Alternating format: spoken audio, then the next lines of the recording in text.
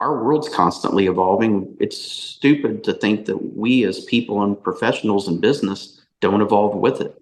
And with Yeah. that come changes that people don't understand. But we're also in a society now where everybody thinks they have the answers. I told Leah I've been reading a lot on social media, and I was reading some stuff that came out the other day, and I was laughing in bed reading it. And she's like, what are you laughing about? I said, well, the funny thing is 90% of the replies in here from these people, they have an element of the story that's correct. Their reply, an element of their answer is correct in the big picture of the story.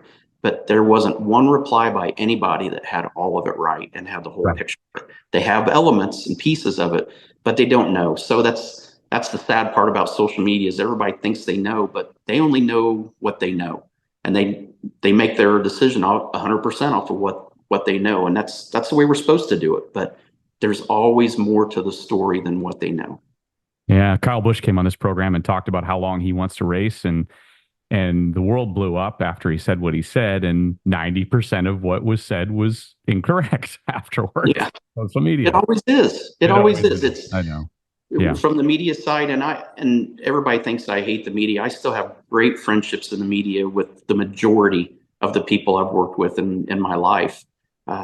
Yeah, it's no different than when you were in school. You had all your friends, but there were a handful of bad eggs that you didn't like. Yeah, it's the same for us. I mean, it's the same for the media too. They have their drivers they like, and there's a handful of people they don't like. But I have great friendships with all of them, and it's been fun to go through all of this and you know read what they're putting. I found out a article in Speedway Illustrated came out today, thanking us for 24 years of memories, and it's just all the different covers of Speedway Illustrated that we've been on, and I can't wait to get it. I was the first thing I saw when I woke up this morning was a friend of mine that sent me the cover, and it just makes you think back to all the times and the people that you've met along the way and what it truly means. But yeah, we can tell a story. You and I can talk for the entire day, and somebody is not going to get all the details right, but think they got it all figured out. And at some point, you just sit there and go, "Why am I fighting this fight to try to tell everybody?" It's like they're not going to get it. Everybody's not going to get it, but you gotta respect their opinions and their views, and that's the great thing. That is the great thing that still today, as we're talking, we still have the ability to say what we feel That's about right. things and don't get penalized for it right now. Yeah. Things have changed, to your point, a lot since the days of maybe me, down there watching you go around the Brickyard 400. You told Kevin that NASCAR's changed a lot, drastically different. How is it different? What's different about it? Leadership more than anything. I mean, I had the privilege of coming in when Bill France Jr. was there, and Bill was a very unique character and a very, very great leader for our sport.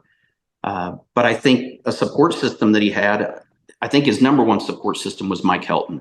And that is the one person beyond a shadow of a doubt that's still left that I have the utmost respect for is Mike.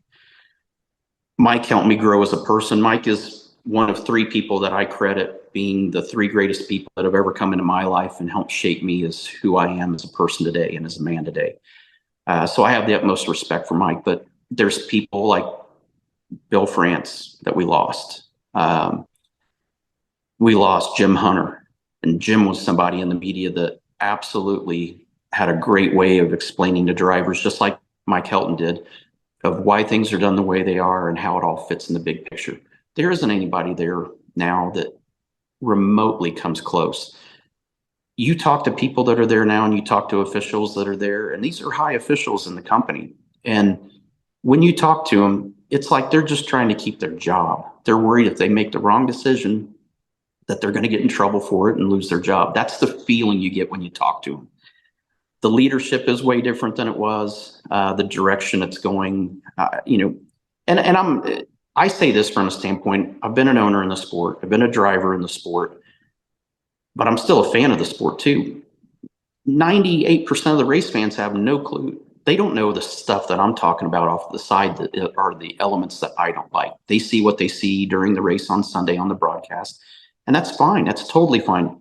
At the end of the day, if you enjoy what you see, that's a good thing. But for someone like myself that's been in the trenches, been in the sport for over 20 years, what it was when I started and where it's at now and the direction it's going, I don't necessarily agree with it. I don't necessarily like it. There's elements of it that I'm very disappointed in, but that's okay.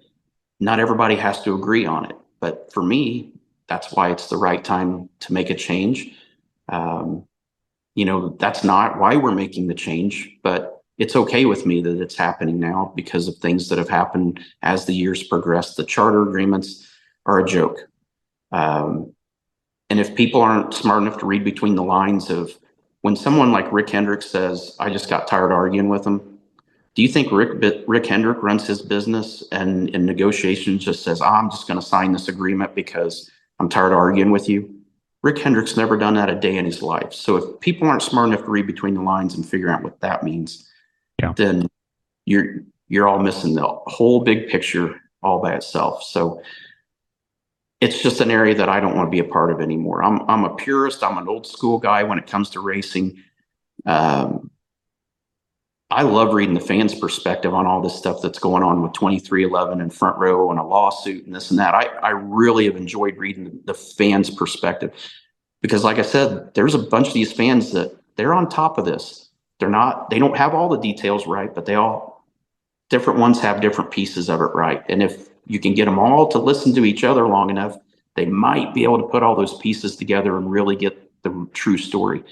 But it's just time. I mean, I hate it. I'm going to be emotional at Phoenix. I know. Probably won't show it because I don't like showing emotion on that side a lot. But at the same time, it's I think with the fact that literally a week and a half later, I'm supposed to welcome my first child into the world. I think this is like a big book where a massive chapter of my life is coming to an end. And whether I like it or not, or whether I'm happy about it or not, it's irrelevant. But it's a chapter that's ending, and a massive new chapter of my life is getting ready to start at the same time. And, it's going to be a welcome change.